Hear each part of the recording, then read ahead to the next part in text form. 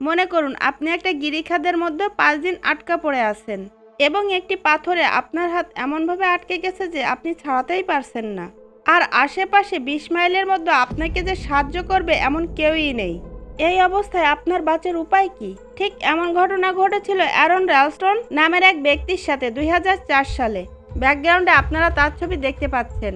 তার এই সত্য ঘটনার উপর ইন্সপায়ার হয়ে 2010 সালে $18 মিলিয়ন বাজেটে মুভিটি নির্মাণ করা হয়, আর বক্স অফিসে মুভিটি আয় করে $60 মিলিয়ন এবং এই মুভিটির IMDb রেটিং 7.5 আউট অফ 10।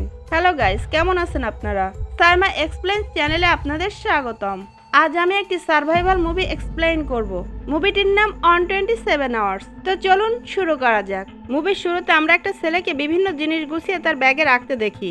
এমন সময় তার ফ্রেন্ডরা কল করে বলে এই উইকেন্ডে তারা কোথাও ঘুরতে যাবে না, কারণ তাদের খেলার জন্য প্র্যাকটিস করতে হবে। অ্যারন যেন একাই যে এই উইকেন্ডটা এনজয় করে। তার ফ্রেন্ড এটাও বলে সে যেন যাওয়ার আগে তার মমকে ইনফর্ম করে যায়, তা না হলে তার মম তার জন্য টেনশন করবে। অ্যারন তার ফ্রেন্ডদের কথাগুলো চুপ করে শোনে, কিন্তু তার কোনো উত্তর করে না।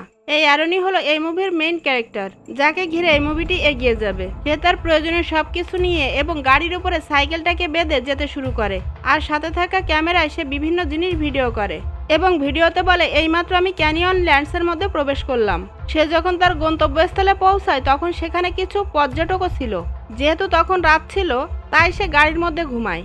এরপর সকাল হওয়া মাত্রই সে তার সাইকেল নিয়ে বেরিয়ে পড়ে। কিছু দূর যাওয়ার পরে দেখা যায় সেখানে একটা পরিত্যক্ত ফ্যাক্টরি রয়েছে। হয়তো এখানে আগে লোকজন থাকতো, কিন্তু বর্তমানে যত দূর চোখ যায় দূর দূরান্ত পর্যন্ত কোথাও কোনো জনমানব নেই। সে ক্যামেরা অন করে সাইকেলিং করতে থাকে। একসময় তার সাথে ছোট একটা অ্যাক্সিডেন্ট হয়, কিন্তু সে কোনো কিছুকে পাত্তা না দিয়ে আবারও সামনের দিকে এগিয়ে যেতে থাকে। একসময় সে তার সাথে থাকা সাইকেলটাকে একটা গাছের গোড়ায় লক করে রাখে। এরপর সে হাঁটতে থাকে আর পাহাড়ের উপরে উঠে চারিপাশের পরিবেশটা সে দেখতে থাকে। আর তখনই তার চোখ পড়ে দুইটা মেয়ের দিকে। অ্যারনের মতো তারাও এখানে এসেছিল ঘুরতে। অ্যারন তখন মেয়ে দুটোকে ডেকে বলে তোমরা এখানে কি করছো? সেখানে থাকা একটা মেয়ে বলে আমরা ডোম নামক একটা জায়গায় যাব, কিন্তু আমাদের মনে হচ্ছে আমরা পথ হারিয়ে ফেলেছি। সে বলে তোমরা ওখানে দাঁড়াও, আমি এসে দেখছি কি করা যায়। সে মেয়েদের হাতে থাকা ম্যাপটি নিয়ে বলে আমরা এখন ম্যাপে থাকা এই জায়গাটিতে দাঁড়িয়ে আছি, আর তোমরা যে জায়গাটা খুঁজছো সেটা সামনে থাকা ওই জায়গাটাই। তোমাদের যদি কোনো আপত্তি না থাকে তাহলে আমি তোমাদের সঙ্গে যেতে পারি। ও সরি, আমার কাপড় দিয়ে মুখ ঢাকা দেখে হয়তো তোমাদের মনে হতে পারে আমি একজন চাইল্ড কিলার। আমার নাম অ্যারন র্যালস্টন। আর বলতে পারো উইকেন্ডে আমি এরকম সাইকোপ্যাথের মতো হয়ে যাই। আমার মুখ দেখে কি তোমাদের এখনো ভয় করছে? এটা বলে সে হাসতে থাকে। তখন ডান পাশের মেয়েটি হাত এগিয়ে দিয়ে বলে আমার নাম ক্রিস্টি, আর বাম পাশের মেয়েটিকে দেখিয়ে দিয়ে বলে ওর নাম মেগান, ও আমার ফ্রেন্ড।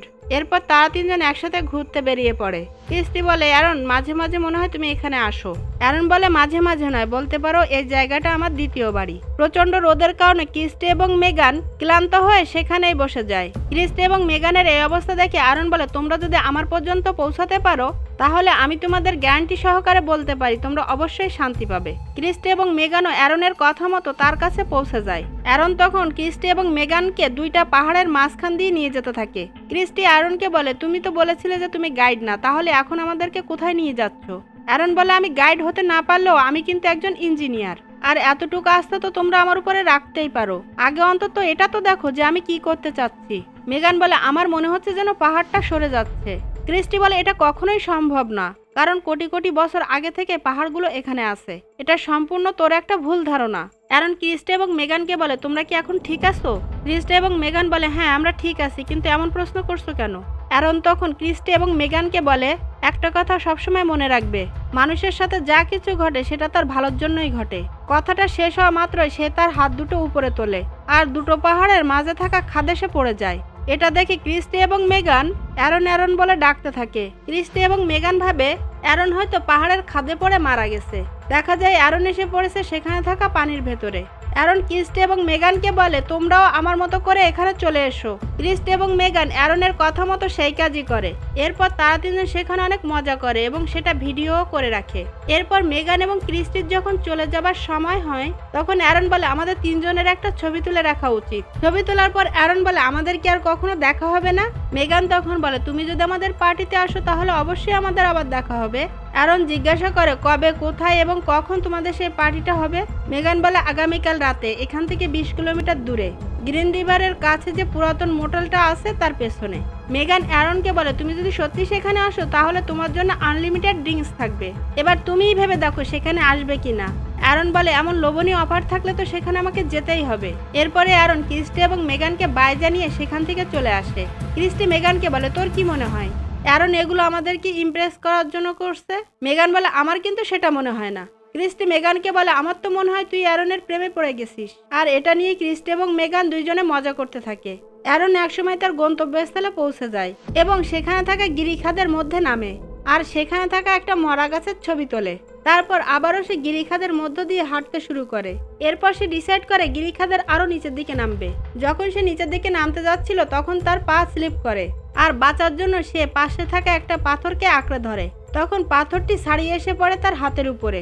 সে ভালোভাবে খেয়াল করে যে তার হাতটি পাহাড় এবং পাথরের মাঝখানে আটকে গেছে। সে তখন বিভিন্নভাবে পাথরটিকে সরানোর চেষ্টা করে, কখনো হাত দিয়ে, কখনো পা দিয়ে, আবার কখনো মাথা দিয়ে, কিন্তু প্রতিবারই সে ব্যর্থ হয়। কোনো উপায় না দেখে সে তখন ক্রিস্টি এবং মেগানকে ডাকতে থাকে। অ্যারন গিরিখাদের এতটাই নিচে ছিল যে তার চিৎকার গিরিখাদের বাইরে পর্যন্ত পৌঁছাচ্ছিল না। তখন সে চিন্তা করে এরপরে সে কি করবে। সে তার ব্যাগে থাকা সমস্ত জিনিসপত্র বাইরে বের করে তার সামনে রাখে। তার কাছে থাকা প্লেয়ার্সের মধ্যে একটা ছোট ছুরি ছিল আর তখন সেই ছোট ছুরি দিয়ে সে পাথর কাটতে থাকে। এমন সময় তার হাত থেকে ছুরিটি ছাড়িয়ে নিচে পড়ে যায়। কথায় আছে, বিপদ যখন আসে তখন চারপাশ থেকেই আসে। অ্যারনের সাথে ঠিক এমনটাই ঘটে চলেছে। অনেক কষ্টে সে ছুরিটা আবারও উপরে তুলতে পারে। তার এই পাথর কাটতে কাটতে একসময় সেখানে রাত নেমে আসে। যেহেতু তার ডান হাতটা ইনজুর্ড হয়েছিল তাই সে বাম হাত দিয়ে তার সর্বোচ্চ চেষ্টা চালিয়ে যাচ্ছিল।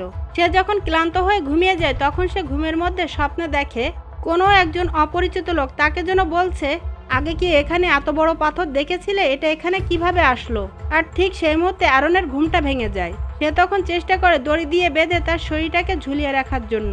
রাত শেষে যখন সকাল হয় তার ওখানে রোদও আসে। তখন সে তার হাত এবং পা রোদে রাখে। এমন সময় সে তার ছোটবেলার কথা কল্পনা করতে থাকে। সে যখন ছোট ছিল তখন তার বাবা তাকে এখানে ঘুরতে নিয়ে আসতো আর পাহাড়ের উপরে বসে ছেলে এবং বাবা সূর্যাস্তের মনোরম দৃশ্য দেখত। এরপর সে ভিডিও করার জন্য ক্যামেরাটা অন করে তার সামনে রাখে। এরপর সে বলতে শুরু করে, 24 ঘন্টা হয়ে গেছে আমি এই ব্লু জোন ক্যানিয়নে আটকা পড়ে আছি আর আমার হাতের উপরে বড় একটা পাথর পড়েছে। আমার নাম অ্যারন র্যালস্টোন, আমার বাবা ল্যারি র্যালস্টোন এবং আমার মা ডোনা। তারা ইংলিউড কলোরাডোতে থাকে। আর এই রেকর্ডটা যদি কেউ খুঁজে পান তাহলে তার কাছে আমার অনুরোধ থাকবে সেজন্য এই ভিডিওটা আমার বাবা মায়ের কাছে পৌঁছে দিবেন। হয়তো এখান থেকে আমি আর জীবিত ফিরতে পারবো না, কারণ আমার হাতের মধ্যে ব্লাড সার্কুলেশন বন্ধ হয়ে গেছে। তাছাড়া আমার কাছে থাকা খাবার এবং পানীয় প্রায় শেষের পথে। এমন সময় উপর থেকে কিছু বালি ঝরে নিচে পড়ে। অ্যারন ভাবে হয়তো সেখানে কেউ আছে। তখন সে চিৎকার করে সাহায্য চাইতে থাকে, কিন্তু উপর থেকে কেউই আসে না তাকে সাহায্য করতে। আবারও যথারীতি দিন শেষে রাত আসে। সে তার রাতের খাবার খাওয়ার সময় ভাবতে থাকে সে যদি আজ পার্টিতে যেতে পারতো তাহলে বিভিন্ন ধরনের ড্রিঙ্কস নিতে পারতো আর পার্টিটাও এনজয় করতে পারতো। তখন সে পানি পান করে ড্রিঙ্কসের অভাব পূরণ করে। এমন সময় তার মায়ের কথা মনে পড়ে। তার মা বলেছিল, বাবা চল এই উইকেন্ডে আমরা ফ্যামিলি সহ কোথাও থেকে ঘুরে আসি, কিন্তু ঘাটতারামি করে সে যায়নি। অথবা তার বন্ধু যখন তাকে জিজ্ঞাসা করেছিল এই উইকেন্ডে সে কোথায় ঘুরতে যাচ্ছে, সে তখন তার বন্ধুকে ভাব দেখিয়ে কিছু না বলে সেখান থেকে চলে আসে। এই কথাগুলো মনে করে সে তখন আফসোস করতে থাকে। যদি সে আসার সময় তার বন্ধুকে অথবা তার মাকে বলে আসতো তাহলে হয়তো এতক্ষণ তারা খোঁজ খবর করতে শুরু করে দিত এবং তাকে এখান থেকে উদ্ধার করে নিয়ে যেত। সে আবারও দড়ি দিয়ে পাথরটাকে সরানোর চেষ্টা করে, কিন্তু তাতে কোনো লাভই হয় না। এমন সময় তার আবারও ইচ্ছা করে সে যদি বিভিন্ন ধরনের ড্রিঙ্কস পেত। সে আবারও ক্যামেরার সামনে এসে বলে, আমি আমার সর্বশক্তি দিয়ে চেষ্টা করলাম কিন্তু কোনো কাজই হলো না। আমার কাছে যে পানি ছিল সেটাও শেষ। আমি বুঝতে পারছি না কিভাবে আমি আগামীকাল পর্যন্ত বেঁচে থাকবো। আর আমি যদি সৌভাগ্যবান হই তাহলে হয়তো সেটা আমার জন্য সম্ভব হবে। এরপর সে তার ইউরিন একটা ব্যাগে সংগ্রহ করে রাখে, পরে যাতে এটা খেয়ে অন্তত বেঁচে থাকতে পারে। সে বলে, এখানে আমার 2 রকমের বন্ধু আছে, একটা হলো পিঁপড়া আর একটা হলো টিকটিকি, আর তারাও প্রতিদিন আমার এমন অবস্থায় দেখে হতাশ হচ্ছে। প্রতিদিন সকালে আমার মাথার উপর দিয়ে একটা র্যাবেন বার্ড উড়ে যায়। সকালে এই গিরিখাদের মধ্যে মাত্র 15 মিনিটের জন্য রোদ আসে আর আমি সেই রোদটাকে হাত এবং পা দিয়ে ছুঁয়ে দেখি। এরপর অ্যারন এমন একটা ডিসিশন নেয় যেটা হয়তো আপনার আমার কল্পনারও বাইরে। সে তার ডান হাতটা কেটে ফেলতে চায়, কিন্তু বিপত্তিটা তখনই বাধে যখন দেখা যায় ছুরিতে কোনো ধারই নেই। ছুরির এই বেহাল অবস্থা দেখে অ্যারন এক বুক কষ্ট নিয়ে বলে, সবসময় মনে রাখবেন কখনো সস্তা চাইনিজ মাল্টিটুল কিনবেন না, কারণ প্রয়োজনের সময় সেটা কোনো কাজেই আসে না। এরপর অ্যারন তার মাকে উদ্দেশ্য করে আবারও বলে, আমার সাথে ঘটা এই দুর্ঘটনার জন্য আমি কখনোই তোমাকে দায়ী করব না মা। এটা ছিল সম্পূর্ণ আমার ভাগ্যের পরিহাস। আমি যে এখন কোন অবস্থায় আছি সেটা তোমাকে জানানোরও কোনো উপায় নেই। এখানে যেন একের পর এক সমস্যা শুধু বেড়েই চলেছে। যখন আমি আমাদের বাড়ির সুন্দর মুহূর্তগুলো ভিডিও করে রাখতাম তখন তুমি আমাকে উৎসাহ দিয়ে বলতে খুব সুন্দর হয়েছে। এরপরে অ্যারন তার বন্ধুদের সঙ্গে কাটানো সুন্দর মুহূর্তগুলোর কথাও মনে করতে থাকে। এরপরে সে তার গার্লফ্রেন্ডের কথাও মনে করতে থাকে। না খেতে পেরে দিন দিন তার শরীর খারাপ হতে চলেছে, আর সেজন্য সে এগুলো হ্যালুসিনেশন করছে। এমন সময় মেঘের গর্জনে তার ঘুম ভাঙে। সে দেখে প্রচণ্ড বৃষ্টি হচ্ছে, আর সেই বৃষ্টির পানিগুলো এই গিরিখাদের মধ্যে এসে পড়ছে। একসময় এই গিরিখাদের মধ্যে বন্যার সৃষ্টি হয়, আর দ্রুতবেগে উপর থেকে পানি আসার কারণে তার হাতটাও পাথর থেকে ছাড়িয়ে যায়। সে তখন কোনো রকমে দৌড়ে তার গাড়ির কাছে চলে যায়। এরপর সে গাড়ি ড্রাইভ করে প্রথমে যায় তার গার্লফ্রেন্ডের বাড়িতে, আর তার সঙ্গে যা কিছু এতদিন ঘটেছিল সেগুলো তার গার্লফ্রেন্ডকে সে বলতে থাকে। তখন দেখা যায় তার গার্লফ্রেন্ড তার কোনো কথা না শুনে তার মুখের উপরে দরজাটা লাগিয়ে দেয়। দেখা যায় এটা ছিল তার জাস্ট হ্যালুসিনেশন, আর বাস্তবতা হলো এই সে আগেও যেখানে ছিল এখনও সেখানে আছে। রাত শেষে আবারও দিন আসে। দেখা যায় আজকে সকাল থেকে সে পাগলামি করতে শুরু করেছে। সে তার কল্পনাতে বিভিন্ন মানুষের সঙ্গে কথা বলছে, এমনকি তার বন্ধুর সাথেও। এখন এমন একটা পর্যায়ে চলে এসেছে যে তার খাওয়ার জন্য আর কিছুই অবশিষ্ট নেই। তখন তার কাছে যে ইউরিন ছিল বাঁচার জন্য তখন সে সেটাকেই পান করে। আবারও তার হ্যালুসিনেশন হয়। সে দেখে তার বাবা মা ভাই বোন আত্মীয় স্বজন সবাই সোফায় বসে আছে, কিন্তু কেউ তাকে সাহায্য করতে এগিয়ে আসছে না। তারা শুধু নির্বাক দর্শকের মতো তার দিকে তাকিয়ে আছে। তাদের দেখে যেন এটাই মনে হচ্ছে তাদের কোনো কিছু করারই ক্ষমতা নেই, শুধু বসে বসে এই দৃশ্য দেখা ছাড়া। এরপর অ্যারন তার বোনকে বলে, বোন তুই আমাকে ক্ষমা করে দিস, আমি হয়তো তোর বিয়ে পর্যন্ত আর বেঁচে থাকতে পারলাম না। এরপর দেখা যায় ক্যামেরার ব্যাটারির চার্জও শেষ হয়ে গেছে। অ্যারন তখন বলে, আমি পাথরকে ঘৃণা করি, কারণ এই পাথরের জন্য এখন আমার জীবন শেষ হতে চলেছে। এরপর সে তার পাশে থাকা পাথরের গায়ে তার নাম এবং মৃত্যুর তারিখটাও লিখে রাখে। সে যখন অর্ধমৃত অবস্থায় পড়েছিল তখন তার আবারও হ্যালুসিনেশন হয়। সে দেখতে পায় সে একটা কিউট বাচ্চা ছেলের সঙ্গে খেলা করছে। এরপর যখন ভালোভাবে তার জ্ঞান ফিরে আসে তখন পাথরের মধ্যে থাকা তার হাতের হাড়গুলো সে ভাঙতে থাকে, এবং অবশেষে সে তার হাতটা কেটে ফেলে। তার কাছে থাকা কাপড় এবং দড়ি দিয়ে সে হাতটাকে বেঁধে নেয়। এরপর সে হাতের কাটা অংশের একটা ছবিও তুলে রাখে। তারপর সে গিরিখাত থেকে বাইরে বেরিয়ে আসে। সে যে তার একটা হাত হারিয়েছে তাতে তার কোনো দুঃখই নেই। সে যে সেখান থেকে মুক্ত হতে পেরেছে এটাই যেন তার কাছে নতুনভাবে জন্ম নেবার মতো একটা ঘটনা। এরপর সে অনেক কষ্টে দড়ি বেয়ে পাহাড় থেকে নিচে নেমে আসে, আর নিচে থাকা ময়লাযুক্ত পানিতে সে হাত মুখ ধুতে থাকে এবং সেই পানি পান করতে থাকে। এ থেকে বোঝা যায় মানুষ বাঁচার জন্য কি না করতে পারে। সে কোনো কিছু তোয়াক্কা না করে সামনের দিকে শুধু এগিয়ে যেতে থাকে, কিন্তু তার মাথার উপরে থাকা রোদ এবং তার হাতের রক্তক্ষরণ তাকে এগোতে দিচ্ছিল না। পথ তো আর কম নয়, প্রায় 20 কিলোমিটার। তবুও সে জীবনের কাছে হার মানে না। ক্লান্ত শরীর নিয়ে সে পড়ে যায়, তবুও সে আবার উঠে হাঁটার চেষ্টা করে। আর সেই মুহূর্তে সে এক কাপল পর্যটককে দেখতে পায়। অ্যারন যখন সেই পর্যটক কাপলকে ডাকার চেষ্টা করছিল তখন তার গলা দিয়ে কোনো সাউন্ডই বের হচ্ছিল না। এবার সে তার শরীরের সমস্ত শক্তি দিয়ে তাদেরকে ডাকে। তখন তারা পিছন থেকে তাকিয়ে দেখে অ্যারনের এই অবস্থা। তারাও দৌড়ে অ্যারনের কাছে আসে। তখন সে বলে, আমার নাম অ্যারন, আমার হাত পাথর খণ্ডে আটকে গিয়েছিল। আমি 5 দিন যাবৎ কোনো কিছু খাইনি, এমনকি পানিও না। আজ সকালে আমি আমার হাত কেটে সেখান থেকে বেরিয়ে এসেছি। আপনারা দয়া করে আমাকে একটু পানি দিন। তখন সেই কাপল তাদের কাছে থাকা পানির বোতলটি অ্যারনের দিকে এগিয়ে দেয়। পানি খাওয়ার পরে অ্যারনকে তারা সঙ্গে করে নিয়ে যেতে থাকে। তখনও পর্যন্ত অ্যারনের ব্লিডিং হচ্ছিল। অ্যারন লোকটিকে বলে, আপনার কাছে কি কোনো সেলফোন আছে? লোকটি বলে, আমার কাছে সেলফোন আছে, কিন্তু এখানে তো সিগন্যালই নাই। আর তুমি এখানে বসে একটু বিশ্রাম করো, দেখা যাক আমি কি করতে পারি। অ্যারন বলে, আমি বিশ্রাম নেব না, যত দ্রুত সম্ভব আমি এখান থেকে চলে যাব। তখন লোকটি তার ওয়াইফের কাছে ফোন দিয়ে বলে, যত দ্রুত সম্ভব তুমি হেল্পলাইনে কল করো, আর তাদেরকে যত দ্রুত সম্ভব এখানে আসতে বলো। তখন লোকটির ওয়াইফ এবং তার ছেলে সামনের দিকে দ্রুত দৌড়াতে থাকে। এরপর দেখা যায় সেখানে থাকা আরও পর্যটক অ্যারনকে সাহায্য করার জন্য এগিয়ে এসেছে। তাদের কাছে থাকা পানি অ্যারনকে দিচ্ছে পান করার জন্য। এমন সময় সেখানে অ্যারনকে রেস্কিউ করার জন্য হেলিকপ্টার চলে আসে।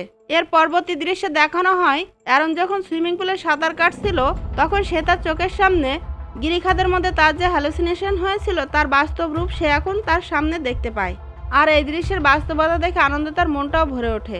3 বছর পরে অ্যারন বিয়ে করে জেসিকাকে, আর এই দম্পতির কোলে আসে একটা ফুটফুটে সুন্দর ছেলে। 2010 সালের ফেব্রুয়ারি মাসে অ্যারন তার ছেলের নাম রেখেছিল লিও।